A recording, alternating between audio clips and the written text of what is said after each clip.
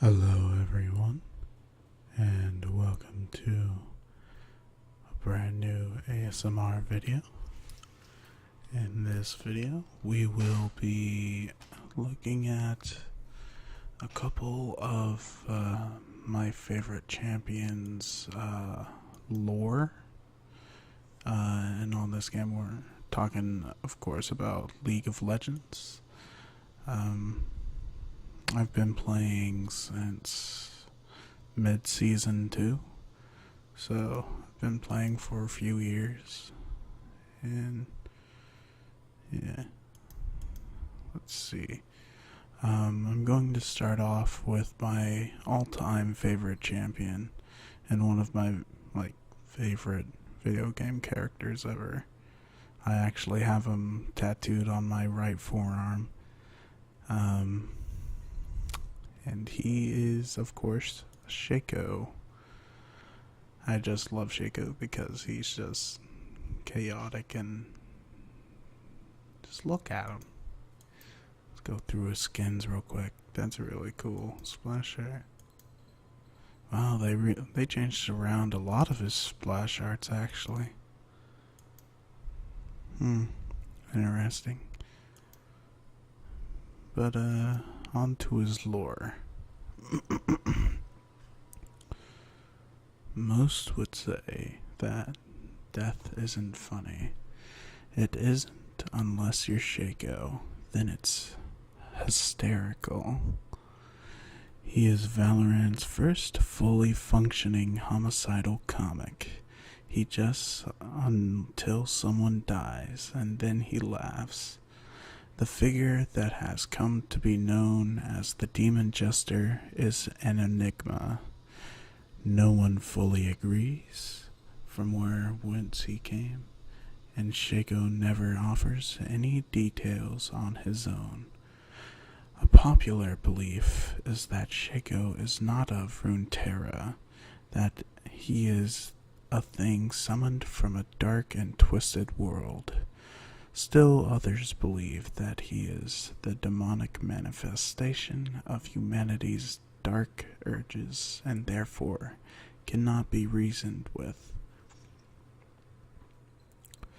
The most plausible belief is that Shaco is an assassin for hire, left to his own lunatic devices until his services are needed.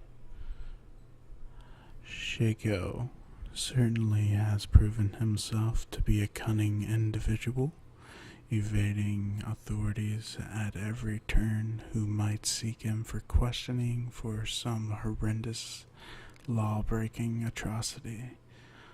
While such scuttlebutt might reassure the native inhabitants of Valorant, it seems unimaginable that such a malfeasant figure is allowed to remain at large. Whatever the truth of his history might be, Shaco has joined the League of Legends for reasons only he knows. He is a terrifying figure, typically shunned by both his fellow champions and the media at large.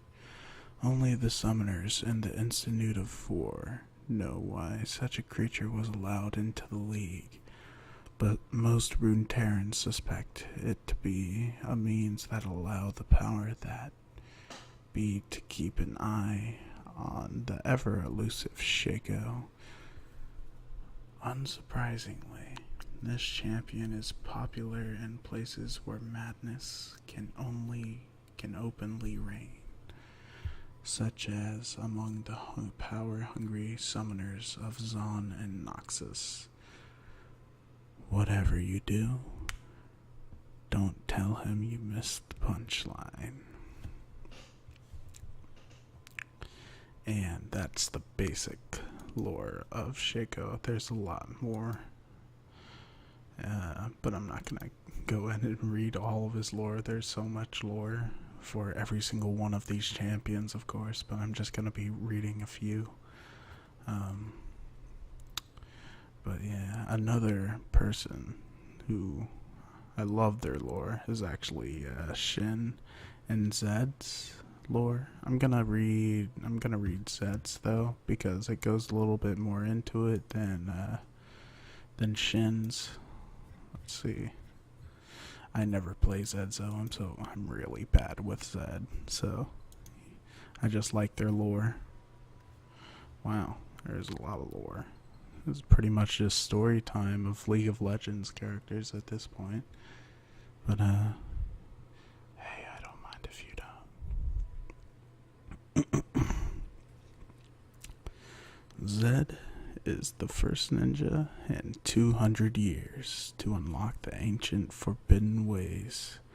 He defied his clan and master, casting off the balance and discipline that had shackled him all his life. Zed now offers to those who embrace knowledge of the shadows and slays those who cling to ignorance. An orphan, Zed was taken in and trained by a great ninja master. Only one other student appeared to be Zed's equal, the master's son, Shin. It seemed Zed could never win the favor of the master, as every match between the rivals ended in a draw. Frustrated and jealous, he sought an advantage. The young ninja ventured into the sealed part of the clan's temple, where he found an ornate, foreboding box. Sensing the dark knowledge within, Zed knew he should not open it, but he peered inside nonetheless. And in an instant, shadows touched his mind, revealing techniques that had long been hidden. Now armed with a secret edge, he challenged Shin, and this time he defeated the master's son. He expected praise and recognition in his moment of victory, but somehow the master knew Zed had used forbidden ways and banished him. Humiliated, the young ninja wondered for years. His bitterness turned to ambition. He began to train others in the style of shadows. As his power grew, so did his circle of followers. But he knew that without the box, his technique would never be perfect. One day, Zed looked at his followers and saw that his students were now an army. He led them back to the temple to claim his prize. At the gates, he was surprised to find the old master waiting, receiving Zed and his disciples as if they were welcomed guests. The old man laid his sword at Zed's feet, declaring that he had failed Zed as a master. By banishing his former student, the master had doomed Zed to the shadows. Instead of leading him to the balanced path, the old man implored Zed to enter the temple, destroy the box, and lead his followers to balance. The dark ninja followed the master inside. Moments later, the assembled ninjas heard Zed cry out in pain. Mysteriously, he emerged unscathed and threw the severed head of the master at Shin's feet. Screaming in rage, Zed commanded his followers to slaughter the master's students and seize the box. That day, the old ninja order fell.